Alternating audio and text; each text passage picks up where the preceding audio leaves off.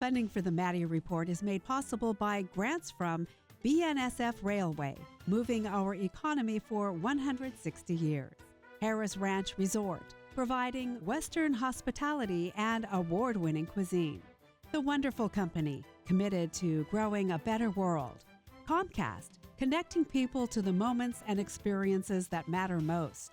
Producers Dairy, nourishing one life at a time. The Spencer Family.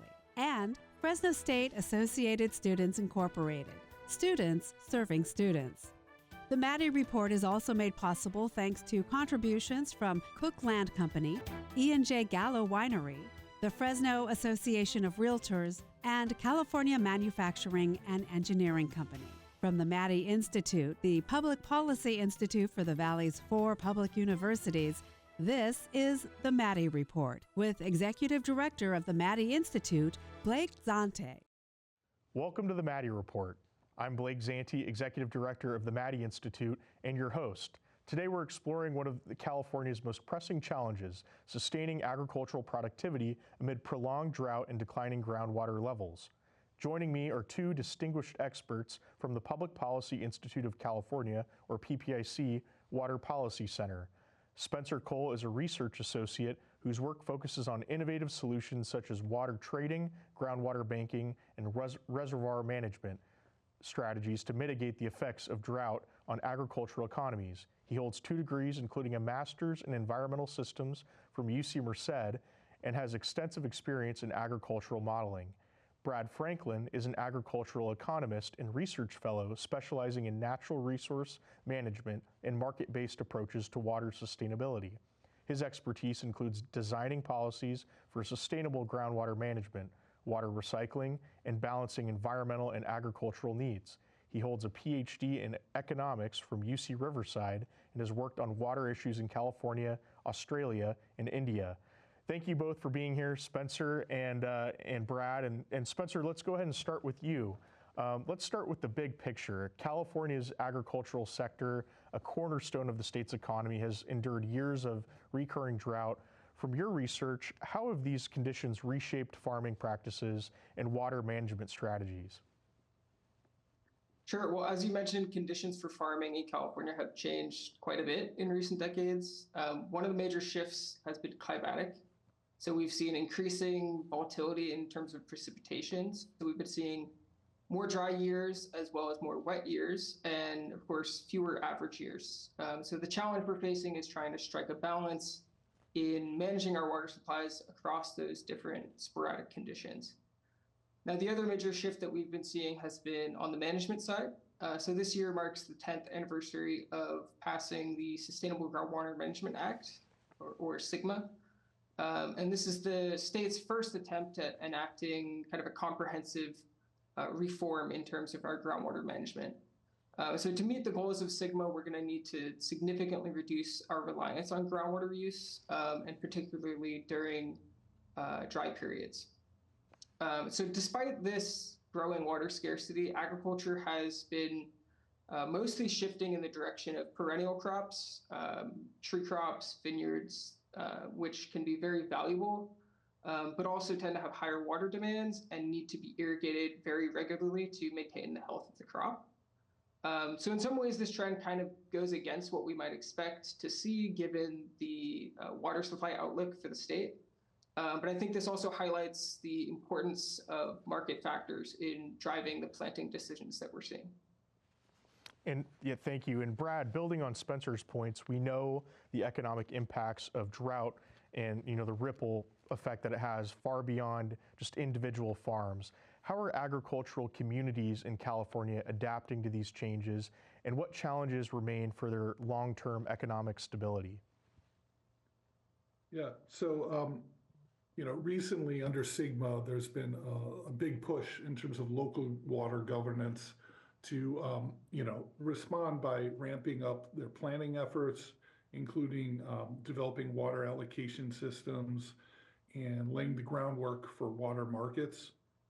So there have been efforts also to augment water supplies where possible, both at the agency level and by individual landowners, and especially through groundwater recharge. And there's also been, exploration of less water-intensive land uses, such as winter forage and other cool season crops.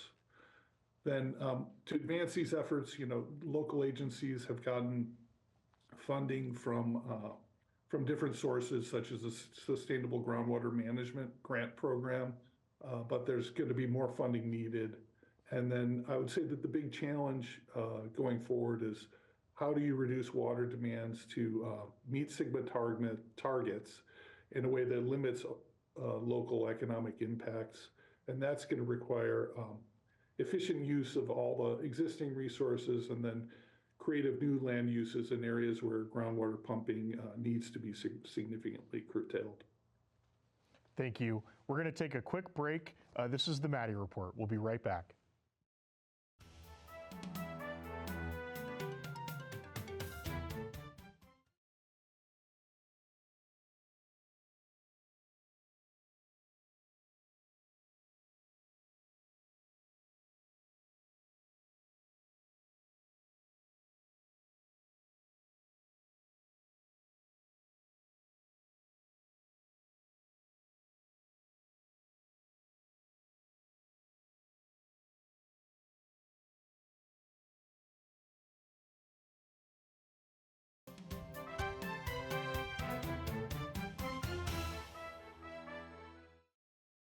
Welcome back to the Maddy Report.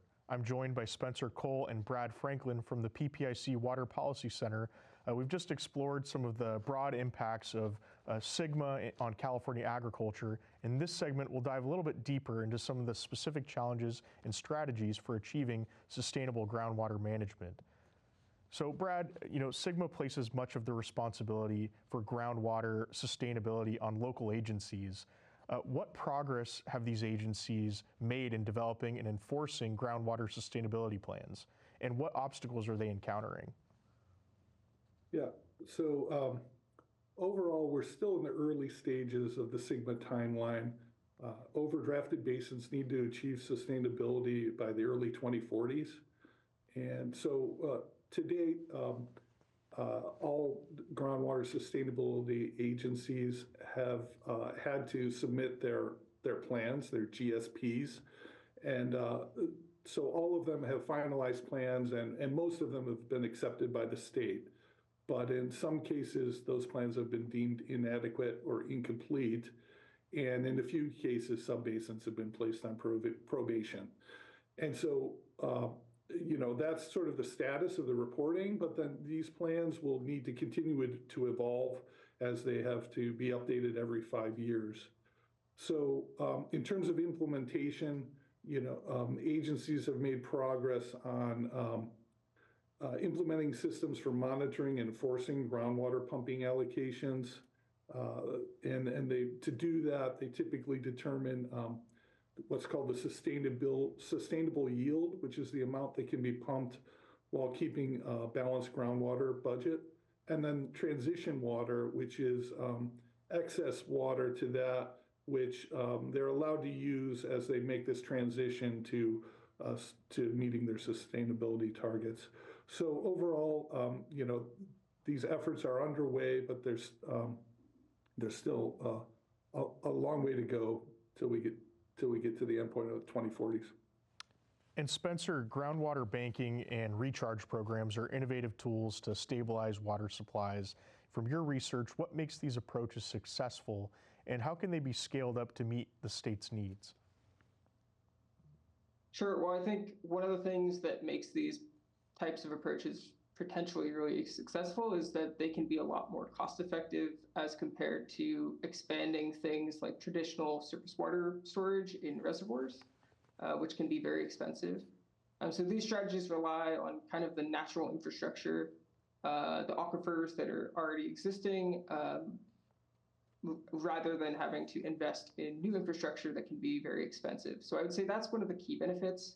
I think that these strategies can also have a lot of potential to be aligned with other things that the state is managing for, like managing for flood mitigation. That being said, scaling up these approaches can be challenging. So during wet years, when floodwater is available, it needs to be captured on very short notice, and there's oftentimes a challenge in trying to navigate the timing at which that water is coming. So you oftentimes don't have a lot of time to plan ahead and develop the approaches needed to capture this water. So I think a few of the key challenges with scaling up these approaches are infrastructure.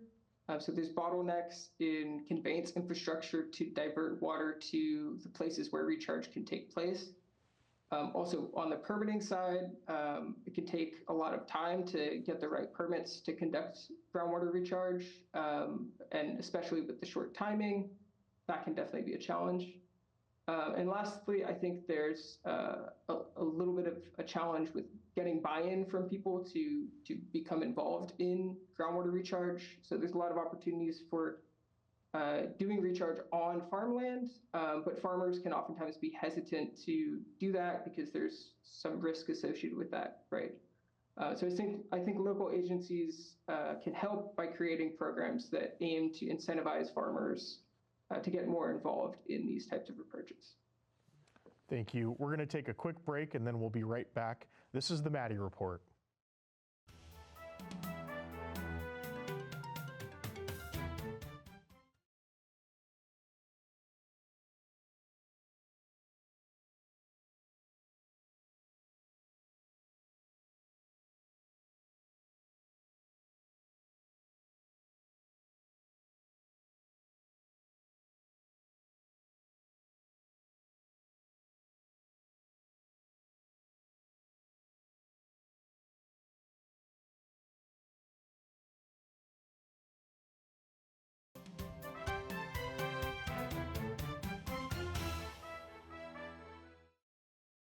Welcome back to the Maddy Report. I'm here with Spencer Cole and Brad Franklin discussing drought, groundwater sustainability, and the evolving dynamics of California agriculture. In this segment, we'll focus on how these challenges are driving both economic and environmental changes in farming regions. So Brad, prolonged drought and water restrictions are leading some farmers to allow land, to fallow land or switch to less water-intensive crops. How are these land use changes affecting the agricultural economy, particularly in terms of employment and revenue?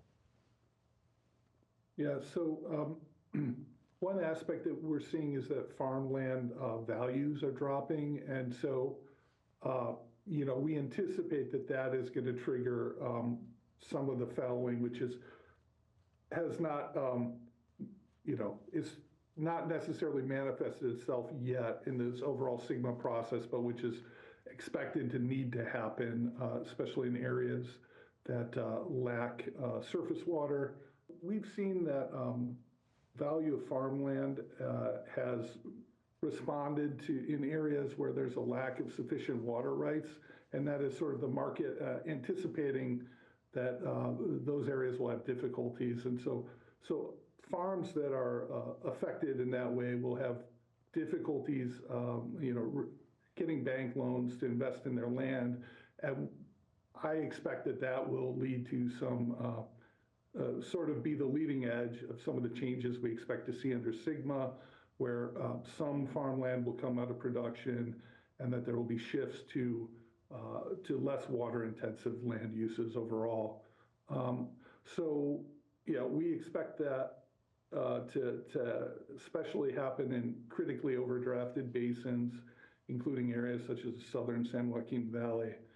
So this overall could cause significant decreases in local farm employment, and it could lead to secondary impacts on local businesses that lose customers if people move out of the area. And all of these changes have the potential to harm the local tax base. And Spencer, land use changes also bring environmental consequences such as habitat loss or increased groundwater increased land subsidence. What role does state policy play in addressing some of these impacts, and are there examples of effective approaches?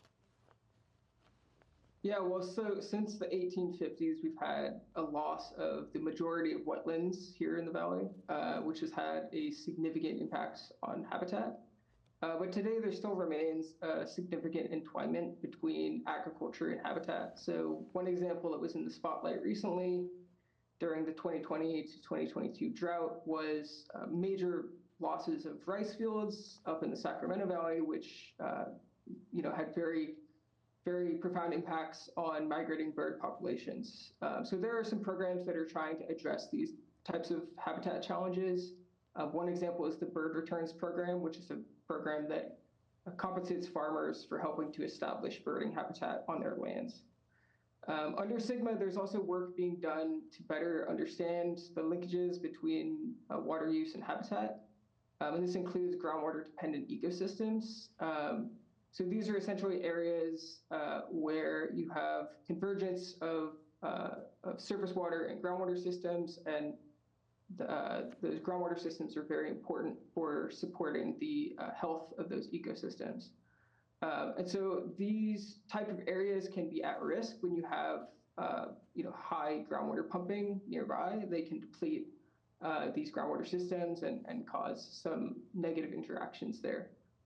And so some agencies have been focusing on addressing these challenges, but for the most part, a lot of the focus around these issues will be addressed more clearly in the upcoming 5-year updates to the groundwater sustainability plans, which will happen in 2025 and 2027. And so those updates are expected to address these types of concerns more thoroughly. And lastly, on subsidence, this has been another major environmental consequence that we've been seeing here in the Valley related to unsustainable groundwater use. This can cause damage to various infrastructure like roads and aqueducts. I would say this issue has received quite a bit of attention from agencies, and there are some agencies that are trying to develop special management areas that they try to target for groundwater pumping reductions in order to try to mitigate subsidence issues. And you have experience doing, some of the modeling of what the impact is on agricultural systems. So what long-term shifts in crop selection or farming practices are we sort of seeing, or do you anticipate? And how will these changes sort of shape California's role as a global agricultural leader? Well, I think anticipating shifts going forwards in California's crop choices and practices can be somewhat challenging. We have, a fairly good idea of what might happen with water supplies, but as I mentioned earlier, there's a lot of trends that are really shaped by market conditions, which we can't really predict quite as clearly. So I mentioned that there was a shift towards perennial crops, despite the fact that we've been facing a number of droughts and looming cutbacks in water under SGMA. I think a lot of these trends, again, have been driven by market conditions, and it's hard to predict exactly how these conditions will shape as we go forwards and have progressively tighter water supplies. I think one additional consideration here is that some of the decisions around things like planting trees can take quite a bit of time to play out. So some of the growth we've been seeing in these perennial crop, this perennial crop growth may be kind of a carryover from several years ago. So there may be kind of a delay in the conditions we're seeing now versus the decisions that were made some years ago. The last thing I want to mention is that the agricultural sector has a lot of strong linkages to other sectors that can influence decisions. So for example, the beef and dairy cattle sectors rely on forage crops to support their herds. So depending on the way that these markets evolve, that can also have strong implications for the planting decisions here. Thank you. We're going to take a quick break. This is the Maddy Report.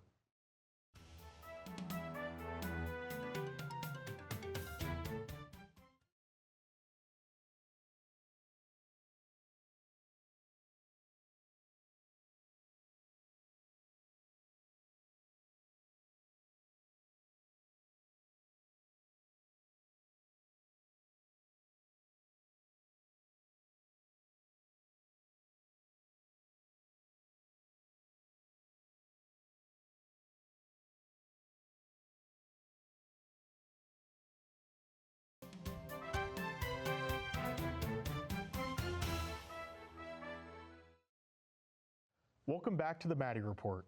We've explored the impacts of drought and groundwater banking on California agriculture and the strategies being used to adapt. For our final segment, let's focus on collaborative solutions and what the future might hold for water policy and agricultural sustainability in the state. So Spencer, collaboration among farmers, urban users, and policymakers is really key to managing California's water challenges.